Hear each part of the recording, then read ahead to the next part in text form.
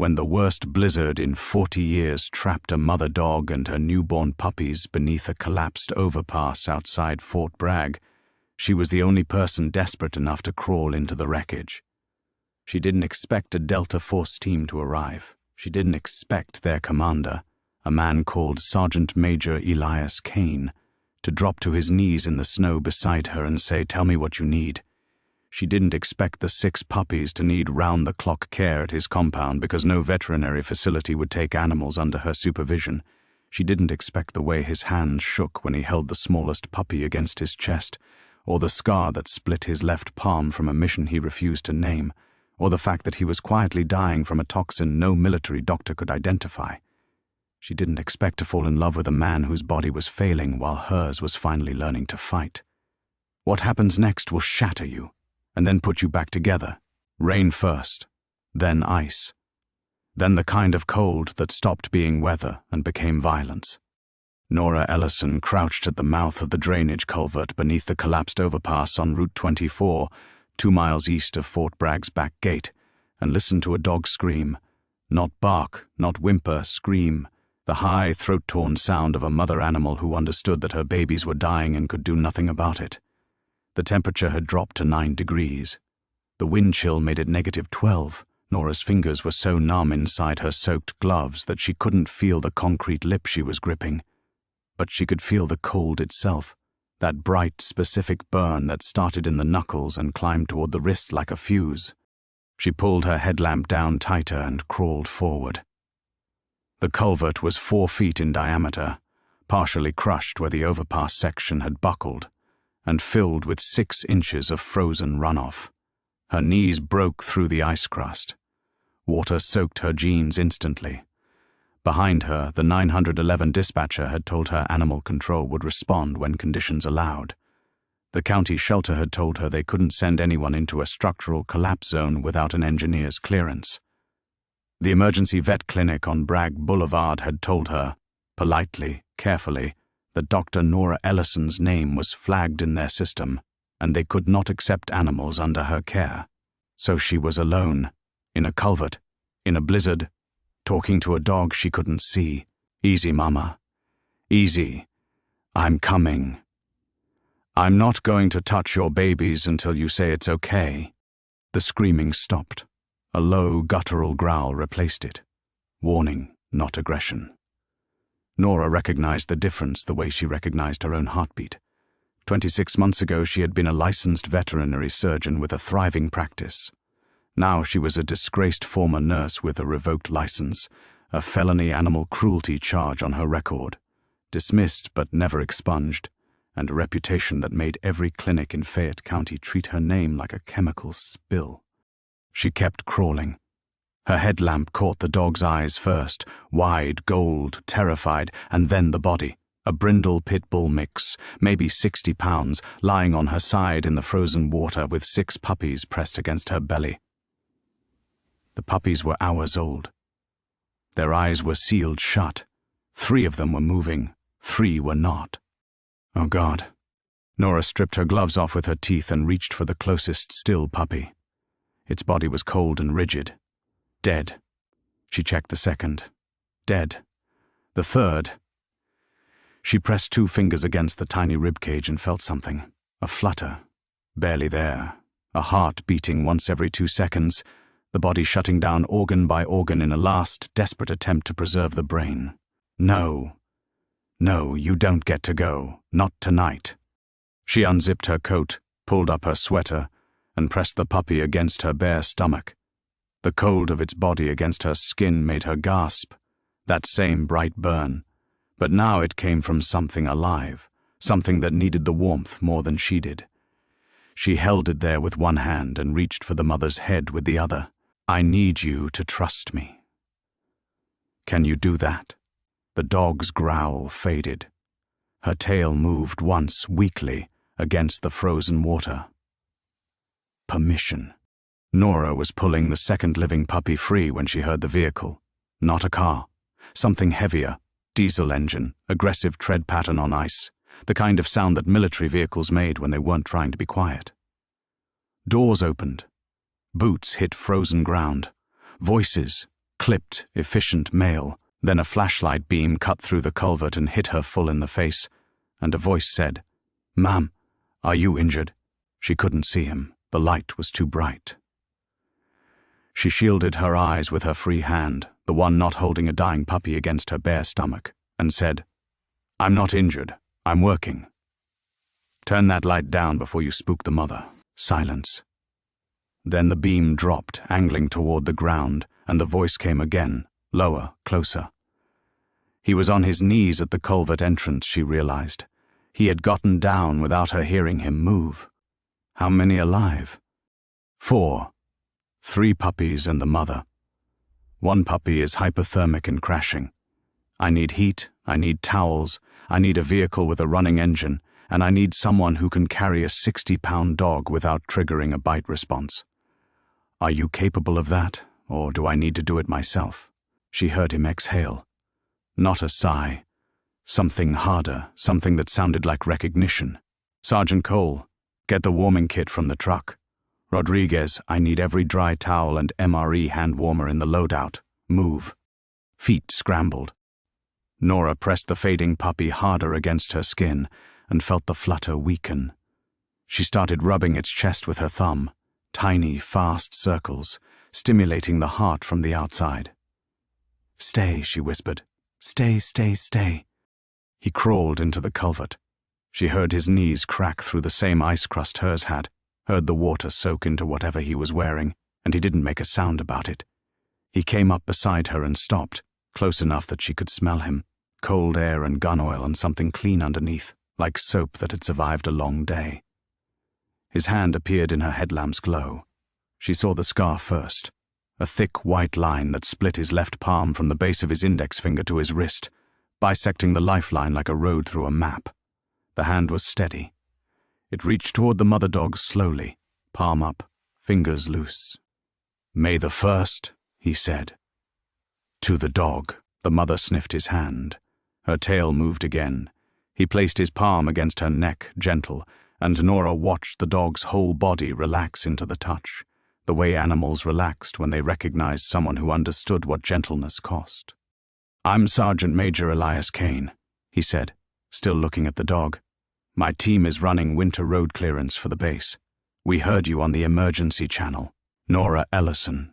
I was a veterinary surgeon. I can save these puppies if you get me somewhere warm in the next 10 minutes. He turned his head.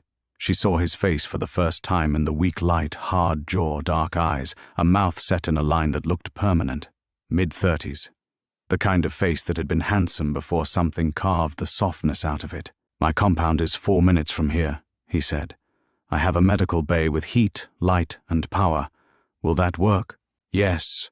"Then let's go. I'll carry the mother. You keep that puppy alive." He lifted the pit bull like she weighed nothing, one arm under her chest, one under her haunches, cradling her against his body so the remaining puppies stayed pressed to her belly. Nora saw his jaw tighten as the dog's weight settled against him, saw his scarred hand tremble for one instant before it steadied, and she filed that tremor away in the part of her brain that diagnosed things. Muscle tremor under moderate load, neurological, not cold. They moved through the blizzard to the truck.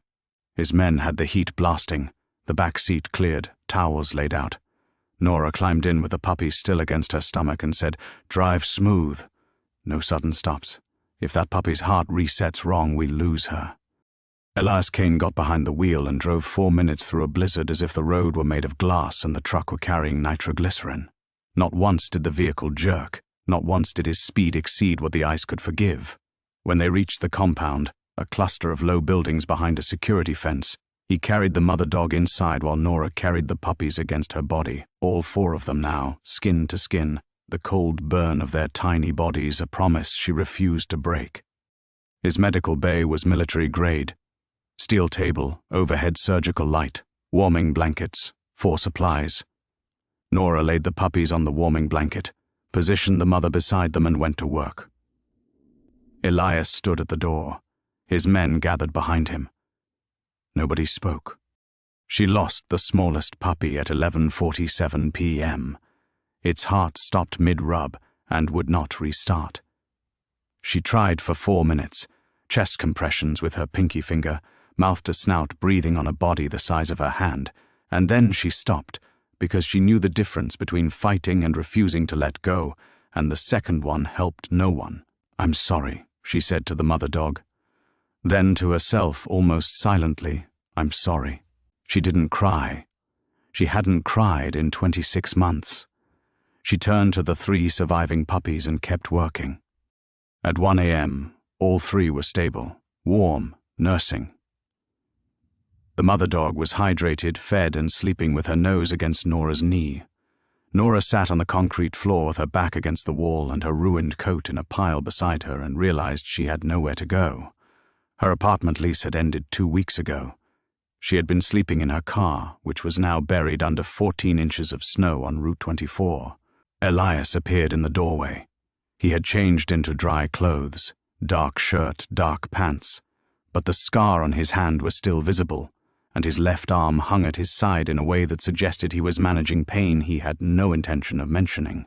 "You're staying here tonight," he said. Not a question, not a command.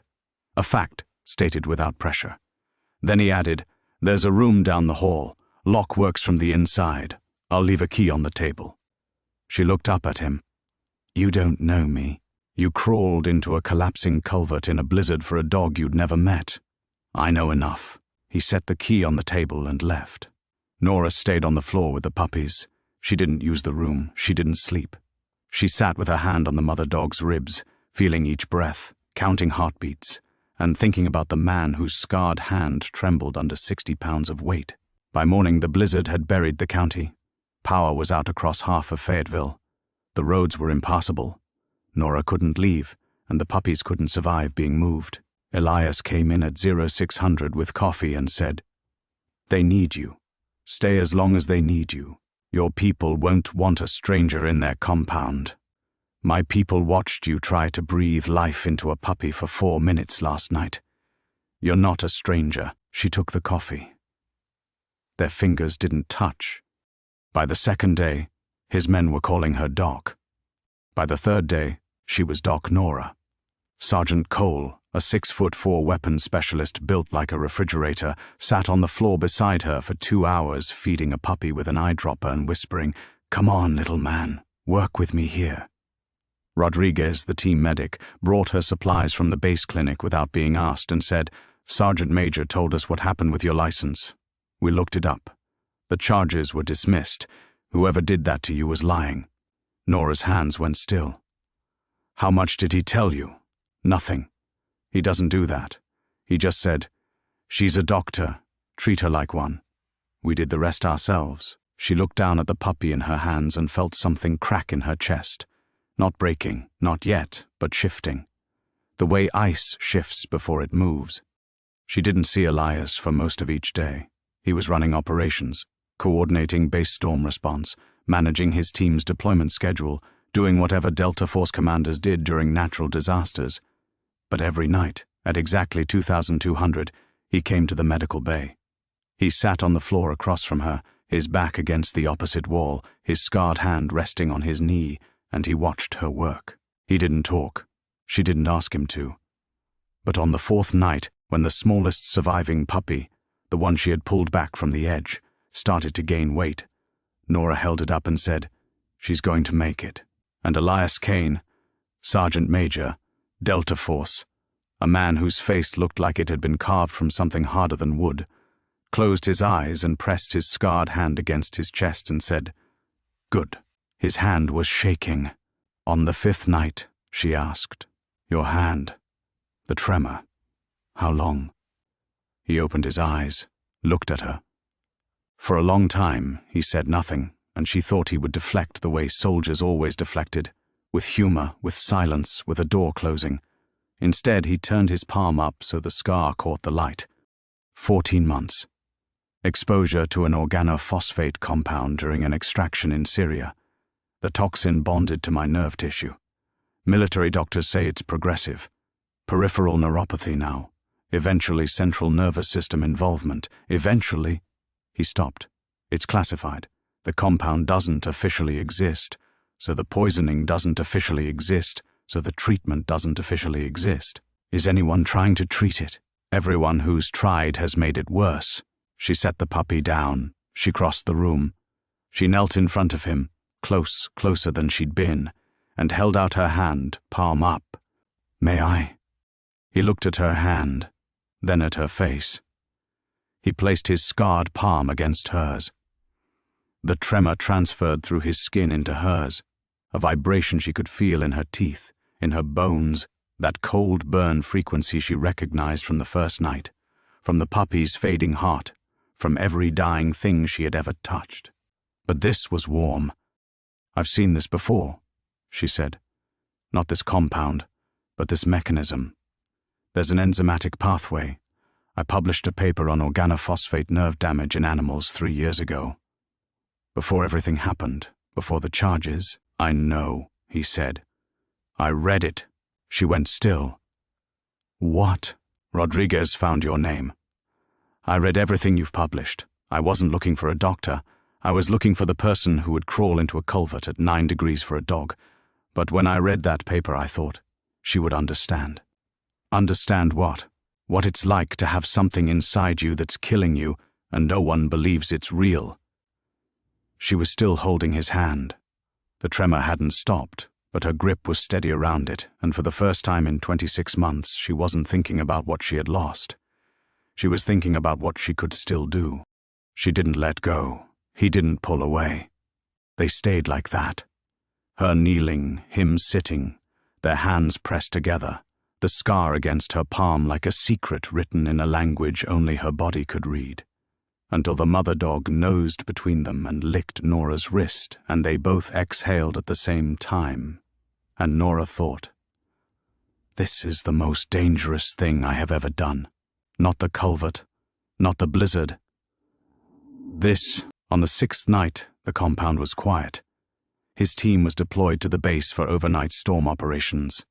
The puppies were asleep in their warming box, 3 small bodies breathing in unison. The mother dog was curled beside the box, one paw draped over the edge, guarding. Nora was cataloguing supplies in the medical bay when she heard his boots in the hallway. She knew his footstep now, deliberate, slightly uneven on the left side where the neuropathy was worst.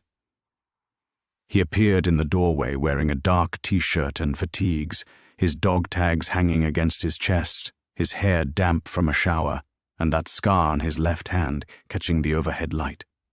I brought you something. He held up a tablet. Your paper. The full version, not the abstract. I highlighted the sections on cholinesterase reactivation. I have questions. She almost laughed. You highlighted my paper. I'm thorough. Sit down. He sat on the floor. She sat beside him, not across from him, beside him. Their shoulders were 3 inches apart.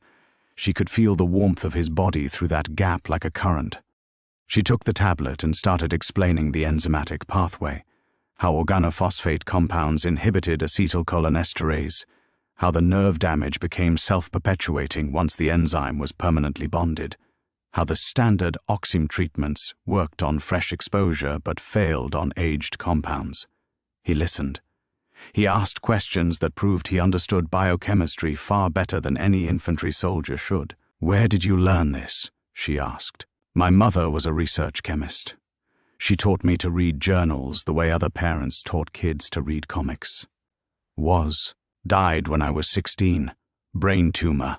Misdiagnosed for 2 years because her insurance wouldn't cover the right imaging.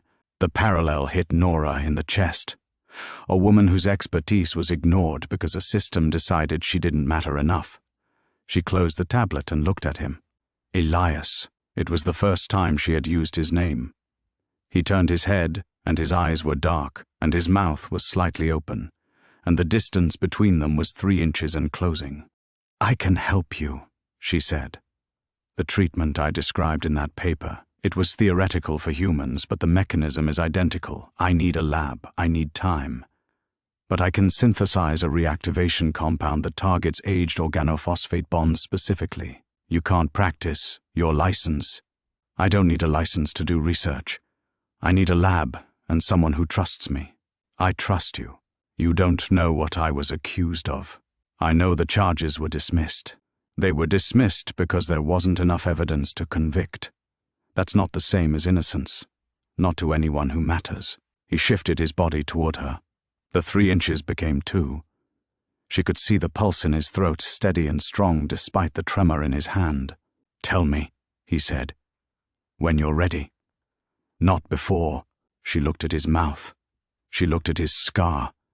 She looked at the puppies breathing in their box and the mother dog guarding them with one paw. And she thought about all the things she had lost and all the things she was afraid to want, and she said, "I'm not ready." "Okay," he said, and he didn't move closer, and he didn't move away, and the 2 inches between them held like a promise neither of them had made yet. On the 7th night, she was ready. He came in at 2,200, as he always did. She was sitting on the floor with the warming box between her knees, but she had showered, and she had borrowed a clean shirt from the supply room, too big, falling off one shoulder, and she had left her hair down for the first time since he'd met her, and when he saw her, he stopped in the doorway, and his breath changed. Nora. Close the door. He closed it. He stood there, 6 feet of soldier and scar tissue and slow-burning nerve damage, and she watched his hand tremble at his side, and she said, "Come here." He crossed the room. He knelt in front of her the way she had knelt in front of him 2 nights ago, and she reached up and pressed her palm against his chest, over his heart, and felt it hammering beneath his dog tags. "I want to touch you," she said. "Tell me where." His breath left him in a rush. He took her hand from his chest, turned it over, and pressed his mouth against her palm. Just her palm. His lips were warm and dry, and the scar on his hand was pressed against the back of hers, and the tremor moved through both of them at once. "Anywhere," he said against her skin. "Everywhere. But only what you want. Only when you say." She pulled her hand back. She took the hem of his t-shirt and lifted it. He raised his arms. She pulled it over his head and dropped it beside him. His chest was mapped with scars. Small ones, precise ones, the kind that came from shrapnel and surgery. And his skin was warm, so warm, and the tremor in his left hand was visible even in the low light. She pressed both palms flat against his stomach and felt the muscles contract beneath her touch. He made a sound, not a word, just air leaving his body. And his hands came up to her shoulders, hovering, not gripping. "Can I?" he asked. "Yes." His fingers slid the borrowed shirt off her shoulder. Then the other shoulder. The fabric pooled at her elbows. She wasn't wearing anything underneath. His hands stopped moving. His eyes moved instead, down her throat, across her collarbone lower, and she watched his jaw tighten the same way it had when he'd lifted the mother dog in the blizzard, except now it wasn't pain. It was restraint. "Nora, I need you to know that I haven't... It's been a long time. The neuropathy affects... I know what it affects," she said. "I read the literature. Lie down." He lay down on the concrete floor of the medical bay, with his scarred hand resting on his stomach and his dog tags pooling in the hollow of his throat, and she leaned over him and put her mouth against the scar on his left palm. She kissed the length of it, from the base of his index finger to his wrist, and felt the tremor intensify beneath her lips. His other hand came up and tangled in her hair, not pulling, just holding, his fingers shaking against her scalp. She moved her mouth from his palm to his wrist, from his wrist to the inside of his forearm where the skin was thin and the pulse was loud, and he said her name like it was the only word he had left. She pulled back. She looked down at him. His chest was rising and falling too fast, and his eyes were black in the low light, and she thought about the culvert, the cold, the puppy's fading heart, and how this man had gotten on his knees in the snow and said, "Tell me what you need." She straddled his hips. His hands came to her waist, both of them, the scarred one trembling, the other steady, and she pressed down against him and felt him hard beneath her, and felt the sound he made vibrate through her thighs. "Tell me what you need," she said. "You. Just you. Just this." She undid his belt. He lifted his hips. She pulled his fatigues down and wrapped her hand around him, and felt the tremor in his body become something else entirely. Not damage, not decay, but a frequency she could match, a rhythm she could follow. He groaned and his hips bucked, and his scarred hand gripped her thigh hard enough to leave marks, and she said, "Is this okay?" "Yes. God, yes." She guided him inside her and sank down slowly, inch by inch, watching his face change, the hard jaw going slack, the permanent line of his mouth softening, his eyes closing and then opening because he didn't want to miss seeing her. His hands moved up her body, ribs, breasts, throat, trembling the entire time, and every tremor felt like a confession, like his body was telling her things his mouth couldn't. She moved. He moved with her. The concrete floor was hard beneath his back, and she didn't care, and he didn't care, and the puppies slept in their box 4 feet away, and the mother dog didn't lift her head because she understood, the way animals understood, that what was happening was not a threat, it was the opposite of a threat. He sat up beneath her, wrapping his arms around her back, pressing his forehead against her collarbone, and she held his head and rocked against him, and his mouth found the hollow of her throat and his teeth grazed her pulse, and she said, "Don, stop. Don't stop, don't stop," and he said, "Never," and she believed him. When she came, her whole body tightened around him, and he followed her over the edge with a sound that was half her name and half something wordless, and his scarred hand was pressed flat against the center of her back, shaking, and she could feel every tremor like a heartbeat, like a second pulse inside her own body.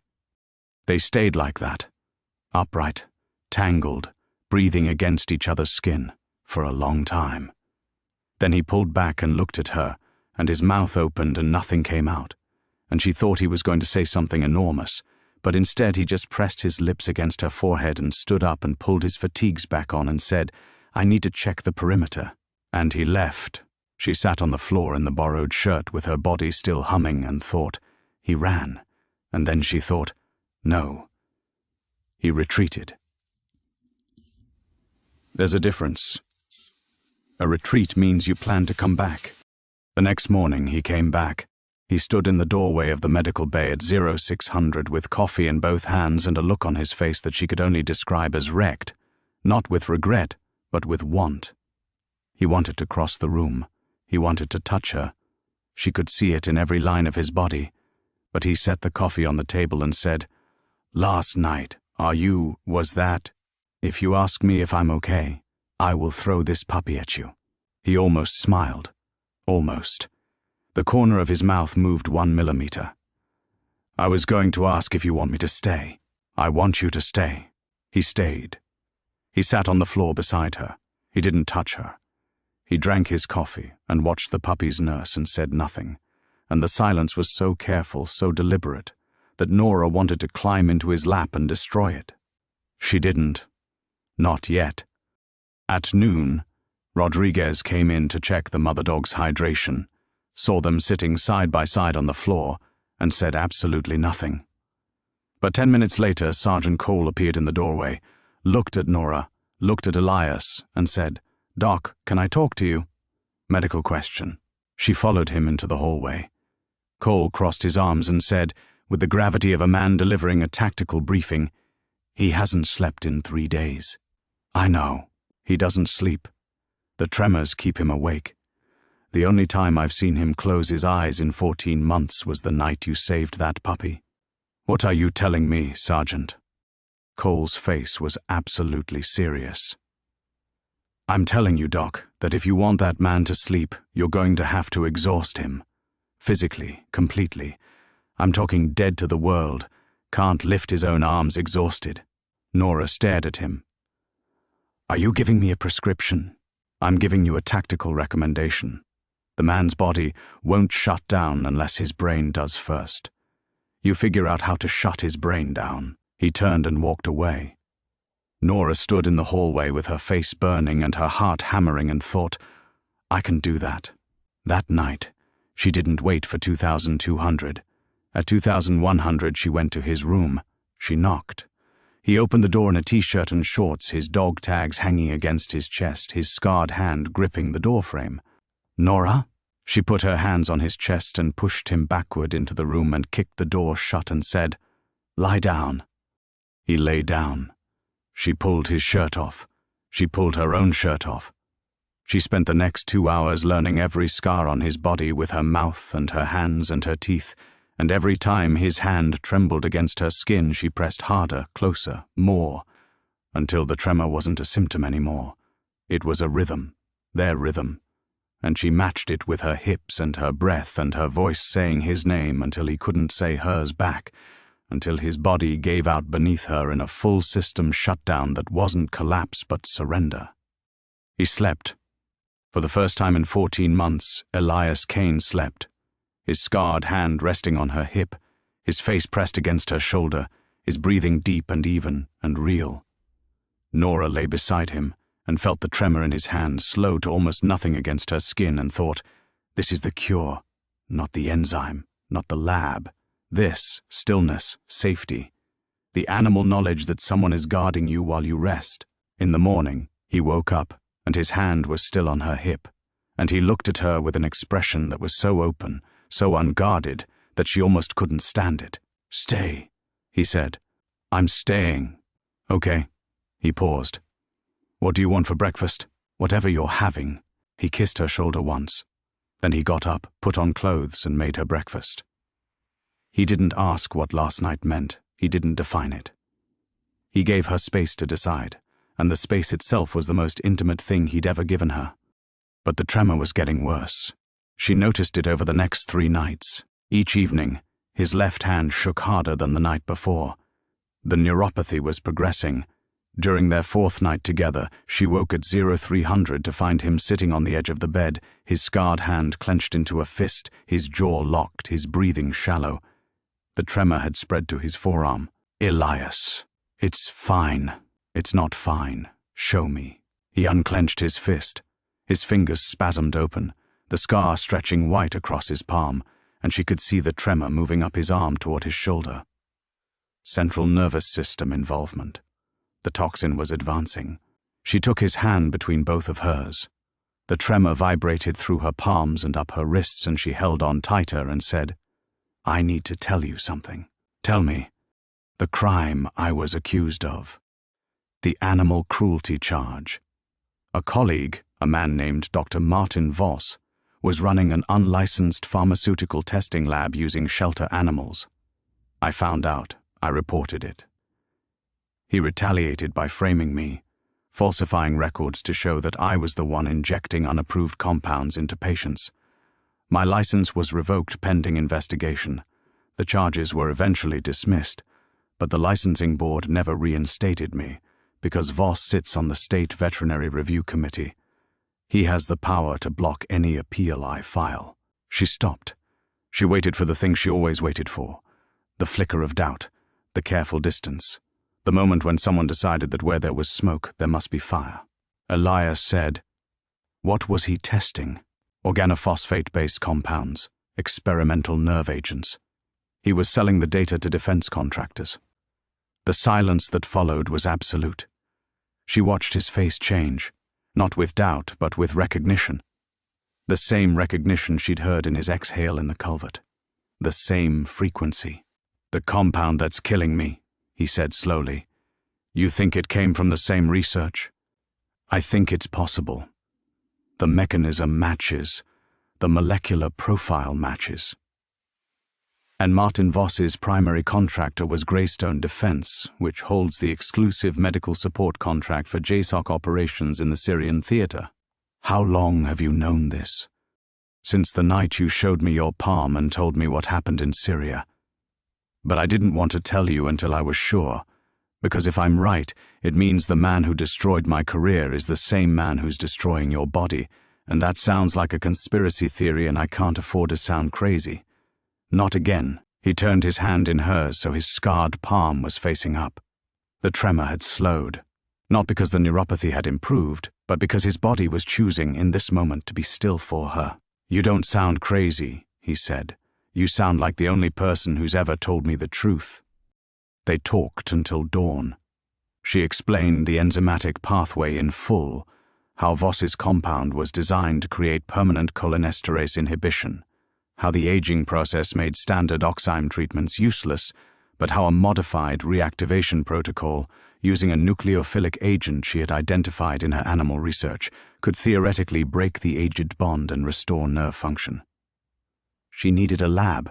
She needed the specific compound data from Voss's files. She needed time. "I can get you a lab," Elias said. "JSOC has a classified medical research facility at Bragg. I have clearance." "And Voss's files?" "Rodriguez has a contact at the State Attorney General's office. If Voss is selling nerve agent data to defense contractors using shelter animals as test subjects, that's not a veterinary board issue. That's federal." For the first time in 26 months, Nora felt something she had forgotten the shape of. Not hope, bigger than hope, purpose. 3 weeks later, she had a lab, a protocol, and a synthesized compound.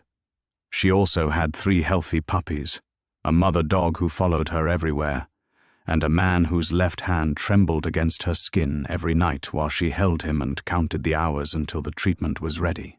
She administered the first dose on a Tuesday. Elias sat in a chair in the JSOC medical lab, his sleeve rolled up, his scarred palm resting on the armrest, and Nora injected the compound into his median nerve sheath and said, "This might hurt. I've been hurt before, not by me." He looked at her. The hardness in his face, the permanent line of his mouth, the carved-away softness, all of it was still there, but underneath it, visible only to her, only because she had spent 3 weeks memorizing every frequency of his body, there was something fragile and new.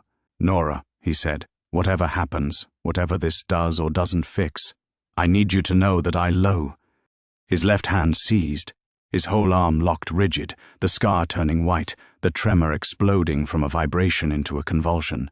His eyes rolled back. He slid out of the chair and hit the floor, and his body began to shake. Not the familiar tremor, but a full grand mal seizure, his spine arching, his teeth clenching, his scarred hand beating against the tile in a rhythm that sounded like a heart failing. "No!" Nora dropped to the floor beside him. The compound was accelerating the nerve response instead of modulating it. Too fast, too much, the reactivation overwhelming his system. She grabbed his shoulders. "Elias, stay with me, stay." Rodriguez burst through the door. "What happened?" "The compound is overloading his peripheral nervous system. I need diazepam 10 milligrams now. And atropine. 2 milligrams, go." Rodriguez ran. Nora held Elias's head in her lap and pressed her palm against his scarred hand, and felt the convulsion tearing through his body and said, "You don't get to go. Not tonight. Not any night. Do you hear me?" His eyes opened. Unfocused, wild. His mouth moved. "Nora, you'll leave." "I will never leave. When I'm fixed, you won't need to stay." She bent over him, her forehead against his, her tears hitting his face, the first tears she had cried in 26 months, and said, "I don't stay because you're broken. I stay because you knelt in the snow and asked a dog for permission. I stay because you gave me a key that locked from the inside. I stay because you are the only person who has ever looked at me and seen a doctor instead of a defendant. I am not here to fix you, Elias. I am here because I love you, and I will say that word every day for the rest of my life if you will just keep breathing." His hand stopped shaking. Not slowly, not gradually. It stopped, the way a storm stops, the way pain stops, the way 26 months of silence stop when someone finally says the true thing. Rodriguez appeared with the diazepam. Nora waved him off. "Wait, wait." Elias's hand, his scarred, trembling, impossible hand, turned over on the tile and reached for hers and gripped it. Steady, strong, no tremor. The scar was still there, white and permanent, but the vibration was gone. The nerve pathway had cleared. The compound hadn't failed. It had been waiting, the way she had been waiting, the way he had been waiting, for the circuit to complete. She pressed her mouth against his palm and felt nothing but warmth. He sat up. He looked at his hand. He opened and closed his fingers, all of them, smoothly, without hesitation, and then he looked at her and his face did something she had never seen it do. The permanent line of his mouth dissolved. The hardness cracked, and underneath it was not softness but clarity. The face of a man who had been carrying a weight so long he had forgotten he was carrying it, and now it was gone. "I love you," he said. Full, complete, unbroken. I love you, I love you, I love you. She grabbed his face with both hands and kissed him, and tasted salt and adrenaline, and the clean soap smell she had first caught in a culvert in a blizzard. And his arms came around her, and his hands, both of them, steady, whole, pressed flat against her back, and she felt his heartbeat through his chest, strong and even, and permanent. The door to the lab opened. Nora and Elias looked up. Sergeant Cole was standing in the doorway, and beside him, flanked by 2 uniformed agents from the Federal Bureau of Investigation, was Dr. Martin Voss. Voss was a tall, thin man with silver hair, and the kind of face that inspired trust in photographs and revulsion in person. He looked at Nora on the floor with Elias in her arms, and his expression cycled through surprise, then calculation, and something toxic and cornered. "This is absurd," Voss said. "I don't know what she's told you, but this woman is a convicted animal abuser who—" "Charges were dismissed," Cole said. "Sit down, Doctor." "I will not sit down. I have a meeting with the review committee in—" "The review committee has been suspended pending a federal investigation," said the taller FBI agent. "Dr. Voss, we have a warrant for your arrest on charges of illegal pharmaceutical testing, fraud, conspiracy to distribute controlled chemical compounds to foreign defense contractors, and 27 counts of animal cruelty." Voss's face went white. He looked at Nora. "You did this. You vindictive, ungrateful." "She didn't do anything," Elias said. He stood up. His scarred hand hung at his side, steady. "Rodriguez contacted the State Attorney General 3 weeks ago. The AG contacted the FBI. The FBI subpoenaed your lab records, your contractor communications, and your financial disclosures. They found everything, Voss. The testing protocols, the compound specifications, the data you sold to Greystone Defense. The same compound that was deployed in a Syrian facility 14 months ago and poisoned 6 American soldiers, including me." Voss's mouth opened, closed, opened again. The cornered look in his eyes became something worse, not guilt, but the rage of a man who had built his power on other people's silence and could not comprehend that the silence had ended. "You can't prove any of that," Voss said. "The compound data is classified.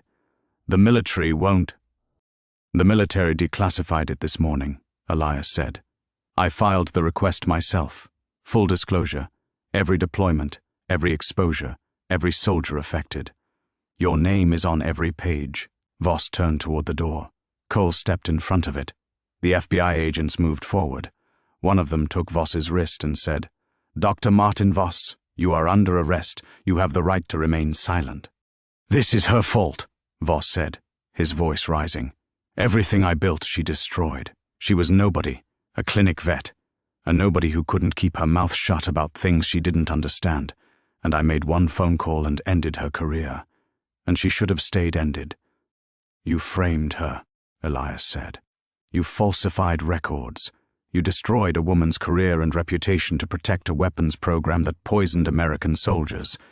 And you sat on a review committee and blocked her reinstatement for 26 months, while she slept in her car and crawled into culverts to save animals because it was the only work she had left." "She's a vet," Voss spat. "She's not even a real doctor."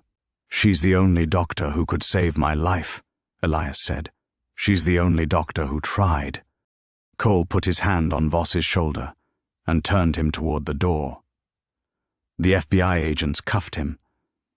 As they walked him out, Voss looked back at Nora one last time, and his face held nothing but the bewildered fury of a man who had mistaken silence for surrender and was only now learning the difference. The door closed. The lab was quiet. The scarred hand found hers. 6 months later, the puppies were enormous. The brindle one, the one Nora had pressed against her bare stomach in a frozen culvert, weighed 42 pounds and had claimed Elias's side of the bed. The mother dog slept at the foot. The other 2 puppies had been adopted by Cole and Rodriguez respectively, and could be found most evenings in the compound common room, chewing on boots and being fed contraband treats by men who could field strip a rifle in 30 seconds but could not resist a wagging tail. Nora's license was reinstated by emergency order of the State Veterinary Board after Voss's arrest, The FBI investigation expanded to include 4 additional defense contractors and 9 members of the review committee who had participated in or benefited from Voss's fraud. The charges against Nora were formally expunged. The governor issued a public apology. Nora read it once, put it in a drawer, and went back to work. She ran the veterinary clinic at Fort Bragg now, the first civilian vet to hold the position. She treated military working dogs, therapy animals, and the steady stream of strays that Elias's team kept finding on deployment and bringing home in their rucksacks. She also ran the JSOC Medical Research Lab 2 days a week, refining the reactivation compound that had saved Elias's life. 3 more soldiers had been treated. All 3 had recovered. On a Tuesday morning in October, Nora sat on the floor of the medical bay. The same floor, the same wall, with the brindle puppy in her lap and a pregnancy test in her hand. 2 lines, clear, unmistakable. Elias came in at 0600 with coffee. He looked at the test. He looked at her. He set the coffee down. Nora. I know. He got on his knees. He took the test from her hand and set it on the floor and took both her hands and pressed his scarred palm, steady, whole, warm, against her stomach. I love you, he said. I love you. I love you. She put her hand over his and felt no tremor, only warmth, only that bright specific burn that started in the knuckles and climbed toward the wrist. Not cold anymore, not damage anymore, but the living heat of a body that had chosen, against every odd and every poison and every silence, to stay. The mother dog nosed between them and licked Nora's wrist, and the puppy in her lap yawned. And outside the window the October sun hit the compound fence and turned the wire to gold, and Nora thought, this is the most dangerous thing I have ever done. And it was worth every second. If this story moved you, subscribe and hit the bell so you never miss a story. Like this video and share it with someone who needs to believe that the storm always ends. We'll see you in the next one.